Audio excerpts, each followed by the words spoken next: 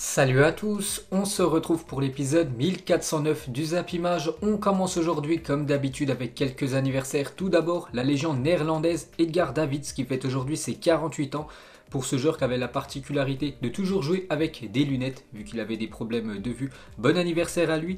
Il y a aussi le milieu portugais Ruben Neves qui fête aujourd'hui ses 24 ans, le milieu de l'équipe de Wolverhampton. Et pour finir, c'est Gérard Delefeu, l'attaquant espagnol de l'équipe de Udinese qui fête aujourd'hui ses 27 ans. Ensuite, on revient en France, on va parler du match avancé de cette 29e journée de Ligue 1. C'était hier soir du côté de Reims. Reims recevait l'équipe de l'OL.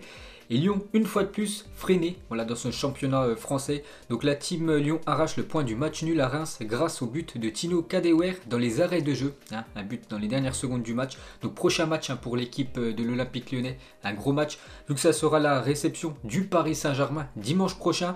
Donc toujours avec Kadewere, donc avec son but hier. Donc il inscrit quand même le 10e but cette saison en Ligue 1. N'oubliez pas que c'est un ancien joueur du Havre et pour sa première saison en Ligue 1. Donc déjà 10 buts pour lui et c'est le 3e joueur lyonnais à dépasser la barre des 10 buts cette saison, donc Kadewere 10 buts, Toko Ekambi 12 buts et Memphis Depay, le meilleur buteur lyonnais, 14 buts cette saison. Ensuite, toujours avec ce match hier, on peut voir les stats du match. Donc il y a un peu plus de possession de balle pour l'équipe de l'OL, sinon les tirs et tirs cadrés quasiment pareil. Donc c'est plutôt un score nul. Logique entre ces deux équipes. Donc Lyon au ralenti en Ligue 1. Donc Lyon sur les 5 derniers matchs, c'est seulement 2 victoires. Donc c'est pas ouf. On sait que là maintenant c'est le sprint final. Il reste plus que 10 journées, enfin 9 maintenant pour cette équipe de Lyon. Et en fait ils galèrent à obtenir des victoires. Attention à Lyon, l'objectif c'est de terminer sur le podium pour pouvoir disputer la future LDC.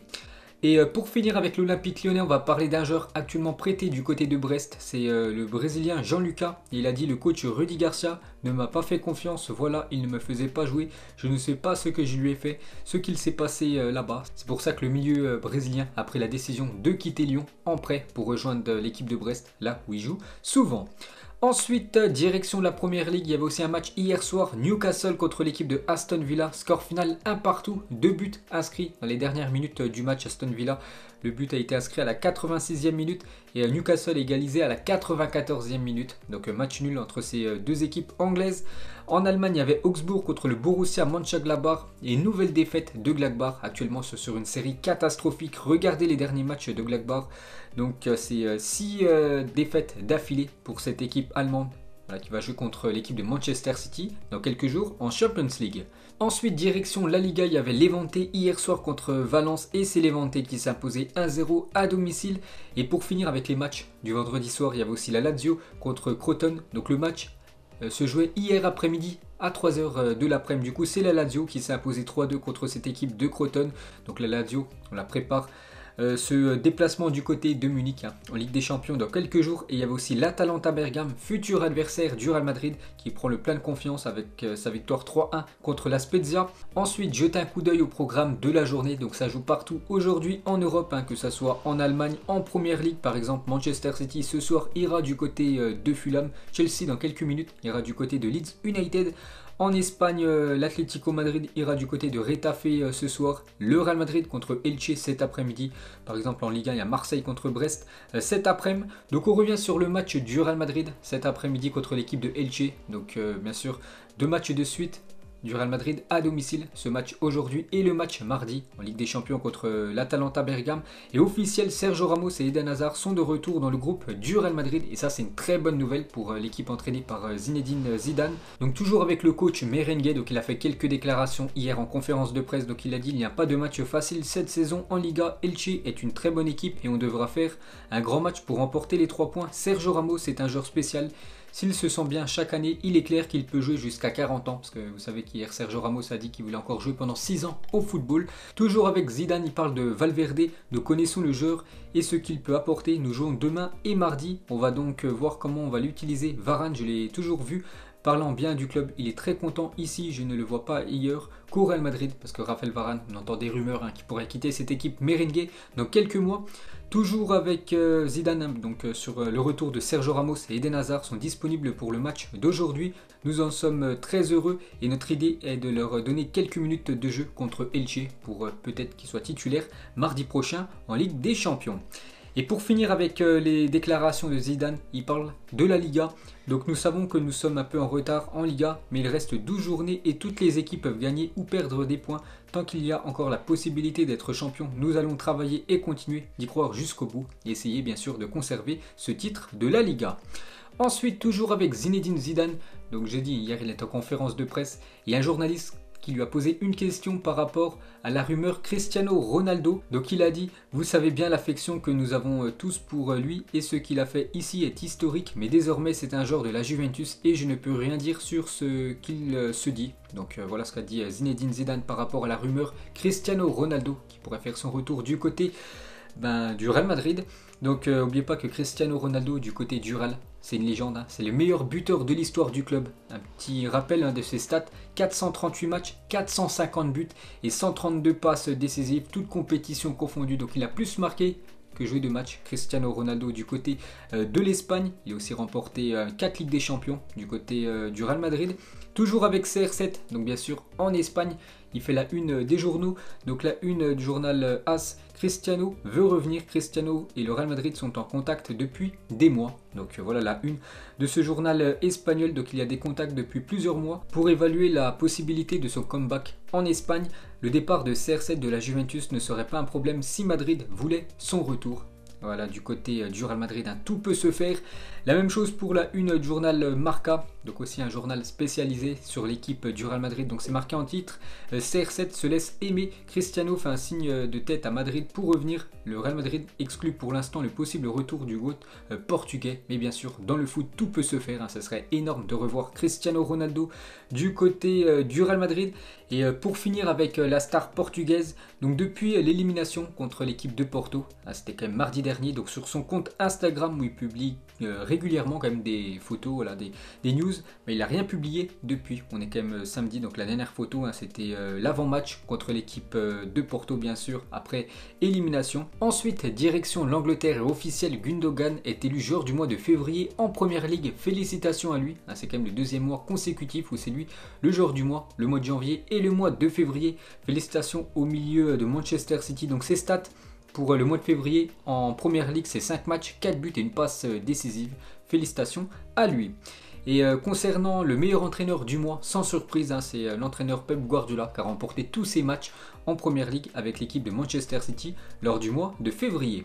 Ensuite, cette fois-ci, on va féliciter Erling Haaland qui a été élu joueur de la semaine en Ligue des Champions. Félicitations à lui, on avait le choix entre lui, Navas, Fabinho et Oliveira, le milieu de l'équipe de Porto. Et du coup, c'est Erling Haaland avec son doublé contre l'équipe de Séville qui est élu joueur de la semaine. Toujours avec lui, donc le FC Barcelone s'efforce à réunir les fonds nécessaires pour pouvoir faire une offre cet été à Erling Haaland, donc le nouveau président du Barça. Voilà, Laporta, vraiment l'objectif numéro 1, c'est d'essayer de recruter Erling Haaland dès ce mercato 2021. Donc on verra si ça va être bon ou non, parce que bien sûr Haaland les gars c'est quand même très très cher et Barcelone a besoin de 100 millions d'euros pour signer Haaland. Donc Coutinho, Griezmann, Braithwaite, Umtiti, Pjanic, Neto et Junior Firpo sont sur la pente de sortie. En gros, ils pourraient être vendus pour pouvoir acheter Erling Haaland. Ensuite, toujours avec le FC Barcelone, donc la une du journal Mundo Deportivo aujourd'hui, et ça parle de Léo Messi. Donc ils aimeraient bien recruter Haaland et conserver Léo Messi. Donc plan pour Messi, Laporta présentera une offre sportive et économique pour Léo qui inclura le rôle d'ambassadeur du club, signature puissant comme Haaland et Alaba, proche comme Agüero et la montée des jeunes pour séduire Messi. Donc voilà la une aujourd'hui de ce journal catalan. Ensuite, toujours avec cette équipe du FC Barcelone, regardez le maillot domicile pour la prochaine saison. Donc je vous ai souvent montré voilà, ce maillot, mais en prototype. Donc cette fois-ci, c'est le vrai maillot les gars sur un mannequin. Donc il ressemble à ça, le futur maillot Blaugrana, que je trouve pas trop mal. Ensuite, toujours avec cette équipe du FC Barcelone, donc TV3 annonce que la priorité du FC Barcelone serait de renouveler le contrat d'Ousmane Dembélé. Actuellement, il est sous contrat jusqu'en 2022, encore une année. Et en gros, l'équipe du Barça aimerait prolonger le joueur français.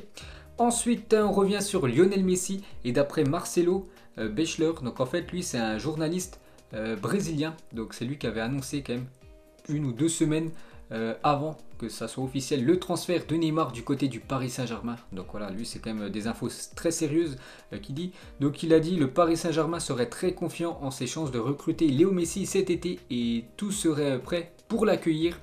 Donc le PSG a mis l'argent nécessaire de côté pour recruter Messi. Le club parisien a un plan structuré pour sa signature. Donc il pourra arriver du côté du Paris Saint-Germain déjà gratuitement vu qu'il a enfin le contrat avec son équipe du Barça.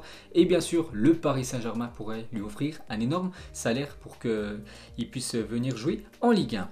Ensuite toujours avec le Paris Saint-Germain, donc officiel. On va parler d'un autre Argentin, c'est Aurel Di Maria, prolonge jusqu'en 2022 plus une année en option au PSG. Donc lui il est en fin de contrat au 30 juin 2021. Donc du coup le Paris Saint-Germain prolonge officiellement Aurel Di Maria. Donc bonne nouvelle pour le joueur, bonne nouvelle aussi pour le Paris Saint-Germain parce qu'il est très bon bien sûr. L'ailier argentin, donc cette fois-ci c'est Marco Verratti qui fait une déclaration sur son avenir. Finir ma carrière au Paris Saint-Germain, oui, je me suis toujours senti bien au PSG. Beaucoup de gens me disent de trouver une nouvelle aventure après 10 ans. J'adore jouer avec des grands joueurs, j'ai cette possibilité ici. J'ai tout pour être heureux ici. Ensuite, toujours avec l'équipe française, donc les cadres du vestiaire parisien sont irrités de ne toujours pas avoir perçu leur prime pour le compte de la saison 2019-2020.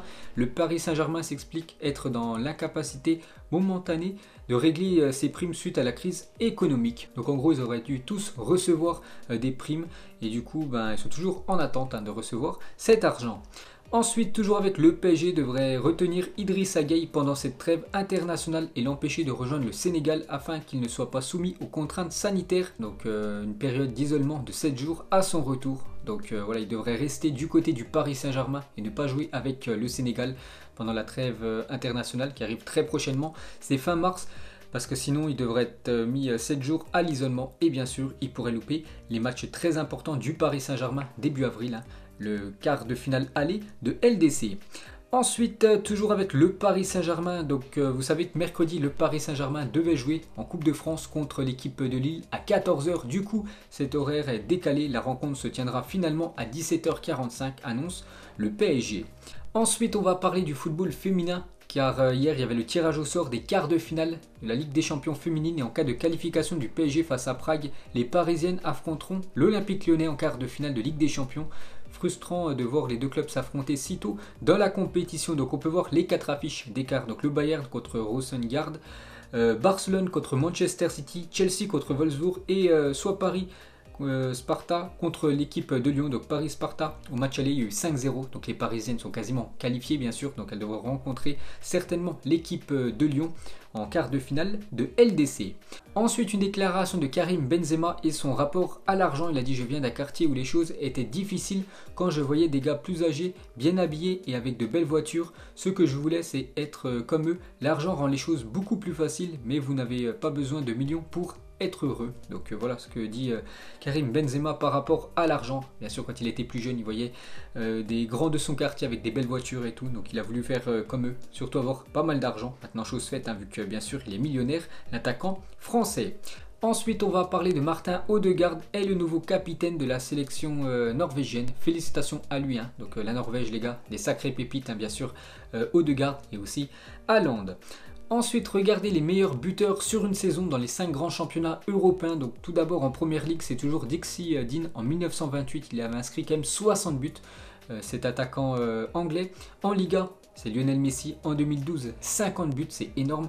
En Ligue 1, c'est toujours Skoblar, un attaquant croate avec 44 buts. C'est lui qui a le record en Ligue 1 sur une saison.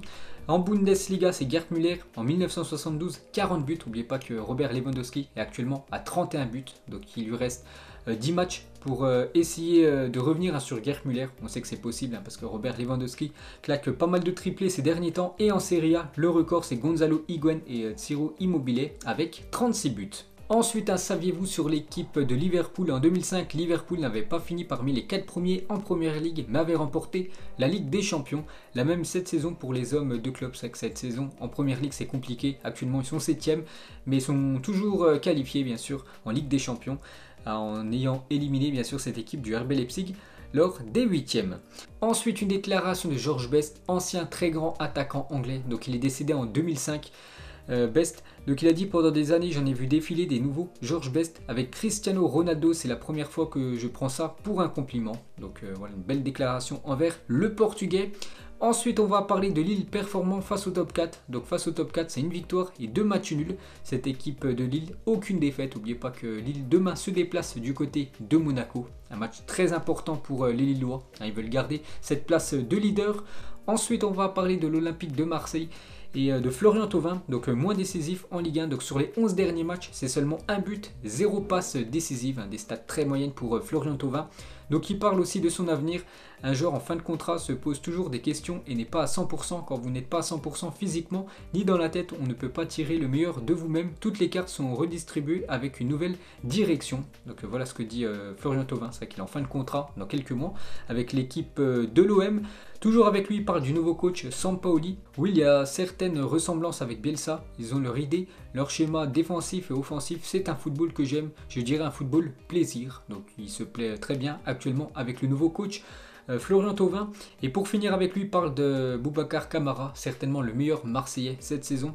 Il a un très bel avenir devant lui. Le fait qu'il soit international un jour ne fait aucun doute. On a un sélectionneur qui fait des choix. Donc en gros pour lui, Kamara jouera très prochainement avec l'équipe de France. Ensuite, une déclaration de Zambo Anguissa, ancien Marseille. Il a dit: quand je vous en parle, il y a un trop d'émotions qui remontent. J'y ai connu ma femme, mes enfants sont nés là-bas. Quand tu passes à Marseille avec la pression, ce qu'il y a autour du club, tu te dis que si tu survis à ça, tu peux survivre à tout. Donc voilà, belle déclaration de l'ancien Marseillais Zambo Anguissa, maintenant joueur de l'équipe de Fulham.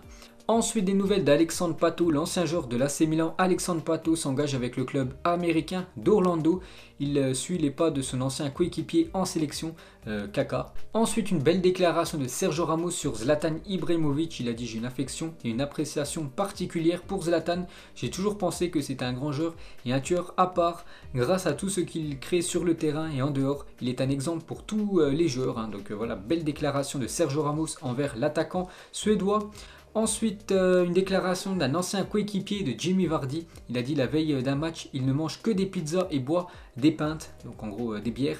La nuit précédant le match où il bat le record de Van Nistelrooy, on avait du Porto dans notre chambre. J'ai bu un verre, il a fini la bouteille. Donc voilà l'hygiène de vie de Jamie Vardy, voilà, qui se laisse complètement aller. Et du moment qu'il soit bon sur le terrain, c'est ça le principal. Ensuite, Eduardo Camavinga, le crack rennais, il a dit: mon avenir, il faudra voir le projet. Il y a énormément de choses à prendre en compte. La plus grosse vente de l'histoire de Rennes. Si je dois partir, j'espère qu'on dira que j'étais un joueur qui avait l'amour du club et du maillot. Il est toujours pisté par cette équipe du Real Madrid, le jeune Eduardo Camavinga. Ensuite, une déclaration de Lukaku, il a dit: j'ai toujours été un joueur explosif avec des muscles, mais l'Italie m'a amené à un autre niveau. Je ne me suis jamais senti aussi fort, j'ai atteint un autre niveau physiquement et mentalement. Il dit en gros qu'il a progressé depuis son départ de la Première Ligue pour rejoindre la Serie A. Ensuite, cette conversation entre Evra et CR7 il y a 2 ans avant le 8e de finale retour Juventus Atlético. Pas besoin de vous faire un dessin, vous connaissez la suite. Donc déjà, l'équipe de la Juventus est inclinée 2-0 du côté de l'Atlético Madrid. Donc Patrice Evra avait demandé à Cristiano Ronaldo de faire tout son possible pour essayer de remonter les buts. Donc CR7 lui avait répondu par WhatsApp: oui, t'inquiète pas mon frère, voilà, je vais essayer de faire le maximum. Et bien sûr, vous savez ce qui s'est passé au match retour. Cristiano Ronaldo a inscrit un triplé et a qualifié cette équipe de la Juventus pour le tour suivant. Et pour finir les gars, ce Zap Image, on termine avec la rumeur Cristiano Ronaldo du côté du Real Madrid. Donc Football Log, un Twitter, a mis un sondage. Donc pour vous, c'est une bonne idée pour soit Ronaldo, soit le Real Madrid, soit les deux, ou soit personne, si Cristiano Ronaldo venait à revenir du côté du Real Madrid. Donc moi j'ai répondu, pour moi ce serait une bonne idée pour les deux. Donc vous mettrez vous tout ça en commentaire pour vous. Est-ce que c'est une bonne idée le retour de CR7 en Espagne? Donc voilà les gars, la fin de ce Zap Image 1409. Donc si ça vous a plu, un petit like et on se retrouve demain pour le prochain épisode. Ciao à tous.